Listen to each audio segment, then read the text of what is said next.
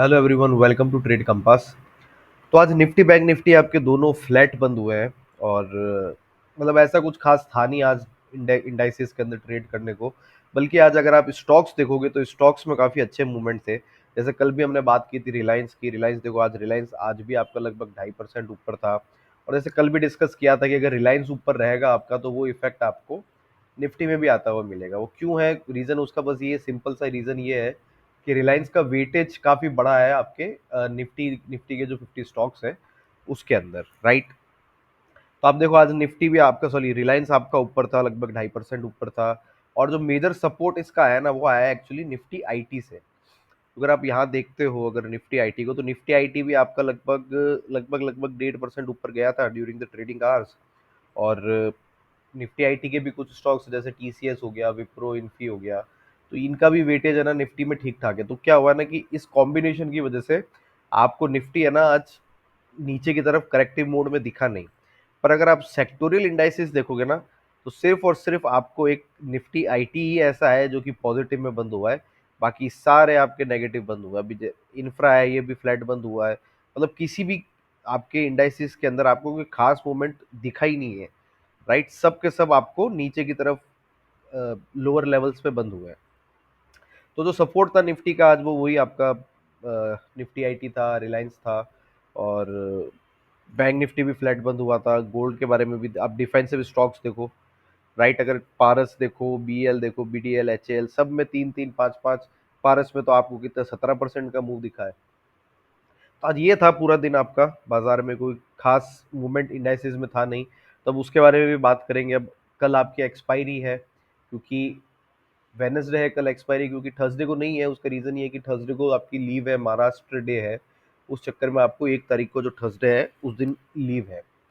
तो इस सब बारे में बात करेंगे। अगर किसी को वीडियो मेरा अगर अच्छा लगे तो प्लीज़ वीडियो को लाइक कर देना, शेयर कर देना, इन चैनल को सब्सक्राइब जरूर कर देना।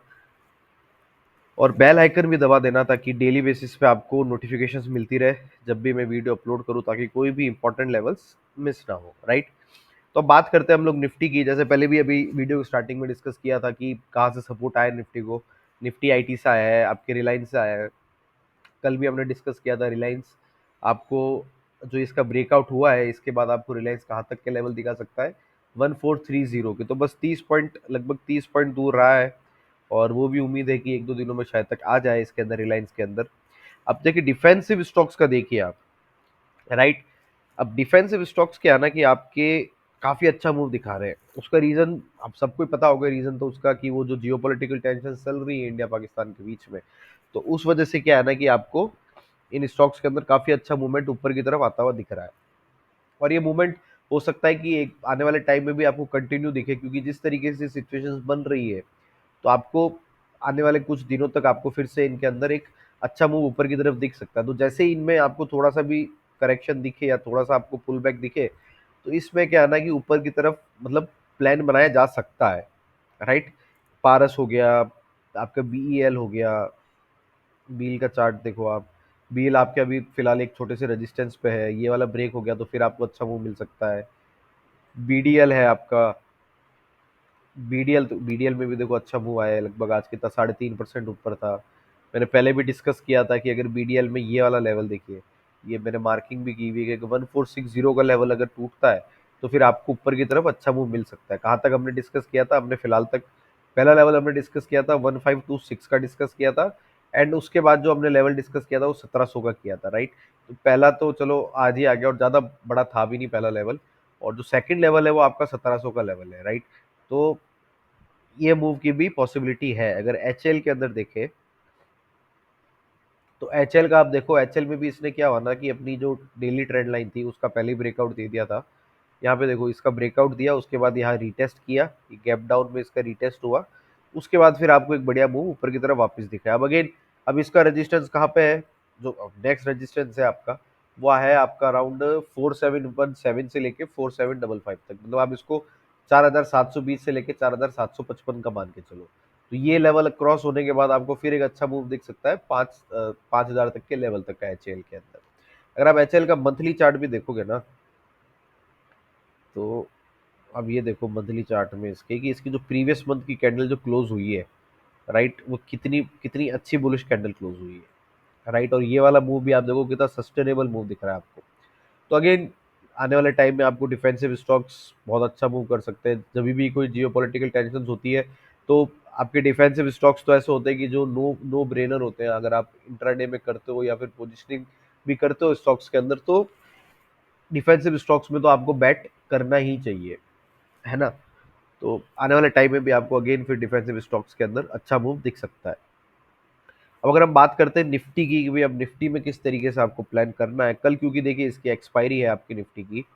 और अगर यहाँ पे इसका डेली चार्ट देखते हैं निफ्टी का, तो अब यहाँ पे देखो मैंने कल बताया था आपको कि जो इसका 24,360 का लेवल है वो आपका रेजिस्टेंस का लेवल है, राइट। अब हुआ क्या है ना कि आप देखो आज उसके ऊपर अगर मैं 5 मिनट का आपको चार्ट दिखाऊं, तो इसने ओपनिंग तो उसके ऊपर दी, राइट। एक थोड़ी सी इसके ऊपर गैप अप ओपनिंग दी, पहले 5 मिनट की कैंडल इसके ऊपर इसने क्लोज दिया, फिर उसके बाद क्या हुआ ना कि सडनली एक आपको नीचे की तरफ वापस से मूव मिला और फिर पूरे दिन यहीं पे ये साइडवेज मूवमेंट करता रहा, राइट। तो अब हो क्या रहा है ना कि ये यहाँ पे इसको एक रिजेक्शन मिल रही है और ये रिजेक्शन आपको कंटिन्यू हो सकती है। तो अब इस सिनेरियो में आपको क्या करना चाहिए? देखिए पहला लेवल जो आपका होगा ना, पहला सपोर्ट मैंने आपको कल भी जो लेवल बताए थे वो अभी फिलहाल अभी वो भी उसी तरीके से इंटैक्ट है, क्योंकि खास चेंज अभी ना निफ्टी में हुआ है ना बैंक निफ्टी में हुआ है। तो निफ्टी में वो लेवल्स क्या आते हैं आपके निफ्टी में? अगेन 24,200 210 का लेवल है। पहला सपोर्ट आपका यहाँ पे है कि अगर ये वाला सपोर्ट ब्रीच होता है तो इसके बाद आपको मूव मूव मिल सकता है आपका 24,050 तक का।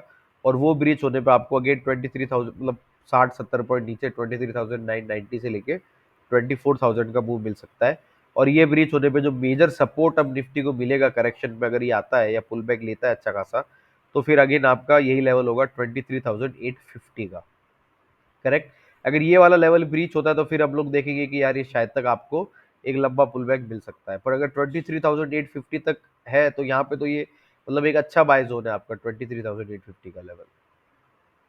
ऊपर की तरफ अगेन लेवल क्या है जो हमने कल भी डिस्कस किए थे, ऊपर की तरफ जो आपको पहला रेजिस्टेंस मिलता है वो आपको मिलता है 24,630 का। 630 650 का लेवल ले लीजिए, पहला रेजिस्टेंस आपको वहीं पे मिलेगा। एंड ये वाला भी ब्रीच होने में फिर जो अभी रिसेंट आपका इसका हाई था निफ्टी का 24,850 का, वो आपका फिर नेक्स्ट रेजिस्टेंस बन जाएगा ऊपर की तरफ। अब अगर हम बात करें बैंक निफ्टी की, राइट, बैंक निफ्टी की अगर बात करते हैं तो बैंक निफ्टी की बात करें तो बैंक निफ्टी में भी आप देखोगे साइडवेज मूवमेंट था, गैप अप ओपनिंग हुई, रेजिस्टेंस पहले 5 मिनट में इसने क्रॉस किए, फिर उसके बाद अगेन एक नीचे की तरफ मूव आया और उसके बाद फिर साइडवेज इसका मूवमेंट होने लग गया। इसमें भी अब कल के लेवल इंटैक्ट है आपके बैंक निफ्टी में भी। क्या है वो लेवल्स? 55,000 नीचे की तरफ 55,122, ये वाला लेवल अगर ब्रीच होता है बैंक निफ्टी में तो अच्छा मूव आपको नीचे की तरफ मिल सकता है। कहाँ तक? 54,580 से लेके 54,530 का मूव मिल सकता है। ये वाला लेवल ब्रीच होने पे जैसे निफ्टी के अंदर आपका 23,850 का सपोर्ट था, वही उसी तरीके का सपोर्ट आपको बैंक निफ्टी में 54,180 या 200 का आपको मिल सकता है, राइट। जब ये वाला लेवल बैंक निफ्टी में ब्रीच होगा तब हम सोचेंगे कि भाई हाँ अब आपको नीचे की तरफ एक ठीक ठाक पुल बैक अगेन आपको आने वाले टाइम में मिल सकता है। ऊपर की तरफ अब लेवल क्या हो जाएंगे बैंक निफ्टी में? ऊपर की तरफ जो आपका लेवल है बैंक निफ्टी में पहला है वो 55,550 का, राइट। ये वाला लेवल ब्रीच होने पे आपको एक मूव दिख सकता है। कहाँ तक? जो इसका आज का हाई था वहां तक एक छोटी रेजिस्टेंस आपको जरूर मिलेगी 55,700 पे। अगर ये वाली लेवल ब्रीच हो गई तो फिर 55,950 56,000 तक का मूव ऊपर की तरफ मिल सकता है। कौन सा लेवल ब्रीच होने पे? 55,550 का ब्रीच होने पे, राइट। तो ये आपका बैंक निफ्टी निफ्टी का था। अगर आप बात करें गोल्ड की, राइट, तो गोल्ड में जैसा हमारा ट्रेडिंग प्लान चल रहा है फिलहाल उसी तरीके का मूवमेंट हो रहा है गोल्ड में भी। मैंने आपको जैसे बताया था कि आपका ये रेंज बाउंड मार्केट में आ चुका है गोल्ड, तो अभी भी उसी रेंज में ट्रेड कर रहा है। कल भी आपको कहा था कि अगर इस रेंज के अपर लेवल के आसपास कहीं आपकी पोजीशन आती है तो फिलहाल के लिए क्या करना चाहिए? एक बार बुक कर लेना चाहिए, राइट। और फिर हम लोग क्या करेंगे? हम लोग वेट करेंगे भाई अब किस तरीके, अब ये अगर वापस इस लेवल की तरफ जाए अपनी अपर रेंज की तरफ, तो यहाँ से क्या वेट करेंगे? या तो ब्रेकआउट का वेट करेंगे या फिर यहाँ पे रिजेक्शन का वेट करेंगे। और हम लोग किसी भी चीज का हमको वेट करना है रेंज बाउंड मार्केट में तो आपको अपर लेवल या लोअर लेवल पे उस रेंज के उधर ही करना है, उसके अलावा बीच में कहीं भी ट्रेड प्लान नहीं करना है। और आपको एक चीज और नोट करने वाली ये है कि रेंज बाउंड मार्केट में ना मूविंग एवरेजेस काम करेंगे ना सीपीआर काम करेगा। तो आप देखोगे कि मैंने रेंज बाउंड मार्केट में कभी भी मैं ना तो मूविंग एवरेजेस लगाता हूँ ना सीपीआर लगाता हूँ। अगर आप मान लीजिए सीपीआर लगाते हैं, राइट, तो आप ये सीपीआर में देखो, अभी आपको सीपीआर में यहाँ पे कितने फॉल सिग्नल बनते हैं। आपका पहला फॉल सिग्नल बनता है यहाँ पे, राइट, ये सीपीआर का ब्रेक हुआ। इसको इसको मैं जूम करके दिखाऊं तो अब यहाँ देखो कि आपको सीपीआर का ब्रेक हुआ यहाँ पे, राइट। फिर यहाँ पे आपको वापस इसके सीपीआर के ऊपर गया, फिर ये नीचे आपका विप शो आया, फिर ये अगेन सीपीआर के ऊपर गया, ये फिर नीचे आया। तो एक है ना, आपको कंटिन्यूस मूव कभी मिलेगा नहीं। तो आपको रेंज बाउंड मार्केट में ना सीपीआर काम आएगा ना मूविंग एवरेजेस काम आएगा। ये दोनों इंडाइसेस आपको मेजरली काम कहाँ पे आता है, जब ट्रेंडिंग मूव होता है। किस तरीके का मूव होता है, इस तरीके का मूव होता है। यहाँ पे आपका मूविंग एवरेज और सीपीआर बड़े काफी अच्छे, मतलब काफी अच्छे से आपको एक मूव मूव दे सकते हैं, या फिर आपको एंट्री एग्जिट पॉइंट दे सकते हैं। तो ये सारी चीजें थी। हमने निफ्टी की बात कर ली है, बैंक निफ्टी की कर ली, निफ्टी आईटी की कर ली। अगर चलो निफ्टी आईटी के लेवल्स अगर देखते हैं हम, निफ्टी आईटी का चार्ट अगर एनालिसिस करें निफ्टी आईटी के चार्ट का, तो गिफ्ट निफ्टी का चार्ट है, निफ्टी आईटी का करते हैं। अब ये देखो निफ्टी आईटी का अगर मैं मंथली चार्ट दिखाऊं ना, यहाँ देखो अब क्या हुआ है। अगर आप इसका मंथली चार्ट देखते हो, तो जो मार्केट स्ट्रक्चर होता है ना, वो निफ्टी आईटी का मंथली बेसिस पे चेंज नहीं हुआ, राइट। इसने क्या किया कि जो इसके मंथली मंथली बेसिस पे जो इसका लोअर लो था, सॉरी हायर लो था, ये इसका क्या है ना, ये हायर लो है। तो इसने वहीं से एक सपोर्ट लिया है, और आप यहाँ देखो इसने कितना अच्छा रिजेक्शन दिया है यहाँ से, ये देखो। यही सपोर्ट से एक अच्छी खासी आपकी निफ्टी आईटी में खरीदारी आई है। अगर इसका वीकली चार्ट दिखाओ तो देखो, वीकली चार्ट पे देखो, यहीं से खरीदारी आई।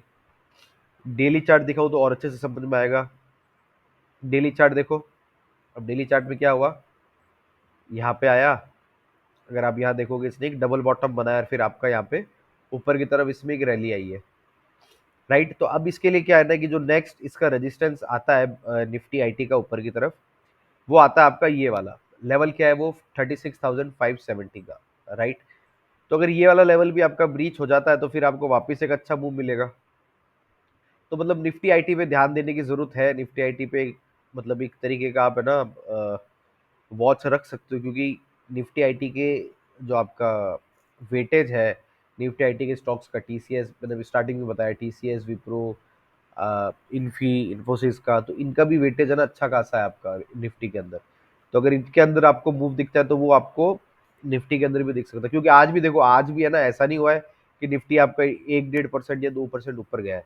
पर हुआ क्या ना कि निफ्टी आईटी के स्टॉक्स अच्छे मूव करने की वजह से, और रिलायंस में एक अच्छा मूव आने की वजह से क्या हुआ ना कि जो गिरावट आज आनी चाहिए थी निफ्टी के अंदर, क्योंकि बाकी सारे सेक्टोरल इंडाइसेस आपके सारे रेड में बंद हुए, सारे नीचे बंद हुए, पर फिर भी वो इफेक्ट आपको निफ्टी में आता हुआ नहीं दिखा है। तो उसका रीजन सिर्फ सिंपल सा यही था कि रिलायंस एंड निफ्टी आईटी, ये दो क्या थे ना कि ये दोनों ने आपको आज एक मेजर सपोर्ट दिया था निफ्टी के अंदर। तो ये रीजन थे आपके। तो तो अगेन निफ्टी की बात हो गई, बैंक निफ्टी की हो गई, निफ्टी आईटी की हो गई, गोल्ड की बात कर ली है, रिलायंस की बात कर ली है, डिफेंसिव स्टॉक्स की कर ली है। जैसे पहले भी बताया, डिफेंसिव स्टॉक्स काफ़ी अच्छा मूव दे सकते हैं आने वाले टाइम में भी। और जब भी किसी कंट्री के अंदर जियोपॉलिटिकल सिचुएशन खराब होती है, तो उसमें नो ब्रेनर रहता है कि आपको डिफेंसिव स्टॉक्स के अंदर नज़र रखनी चाहिए, या पोजीशन आपकी जो भी है आपको उसमें इंक्रीज या उस हिसाब से मैनेज करके अच्छी क्वांटिटी के साथ आपको चलना चाहिए डिफेंसिव स्टॉक्स में। तो अगर किसी को वीडियो अच्छा लगा हो तो प्लीज़ वीडियो को लाइक करना, शेयर करना एंड चैनल को सब्सक्राइब ज़रूर कर लेना। और बेल आइकन ज़रूर दबा देना, ताकि क्या डेली बेसिस पे नोटिफिकेशंस आती रहे, टाइमली मैनर पे अपडेटेड रहो वीडियो से, ताकि किसी भी तरीके का की इंपॉर्टेंट रेजिस्टेंस सपोर्ट लेवल्स होते हैं वो मिस ना हो। Thank you so much.